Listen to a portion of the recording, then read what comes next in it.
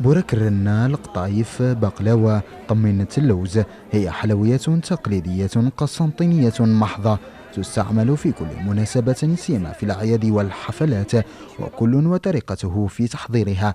والعينة كانت مع الشيف حميد، والمكنى بسفير المطبخ القسنطيني في ألمانيا المغترب، الذي عرف بموروثنا الثقافي في البلدان الأجنبية.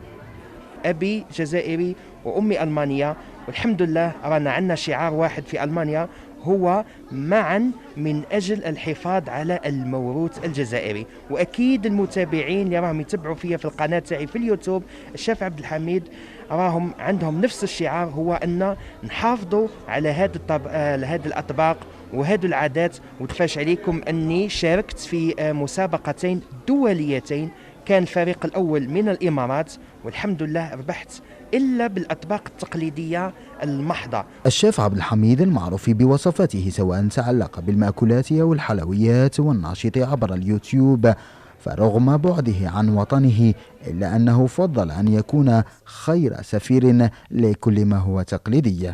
الناس بزاف ديال المان جاو عندي للبيت، عرضتهم ودرت لهم العشاء ودرت لهم القهوه، تتفاجئوا قال لك سما كيفاه الجزائر بلد غني كيما هذا ومشي معروف.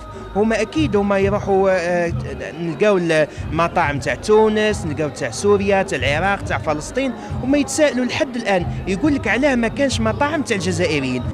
حلوية اشتهرت بها مدينة الجسور المعلقة وكانت شاهدة على أصالتها، والشيف حميد خير سفير للمطبخ القسنطيني سيما ووصفاته الإبداعية.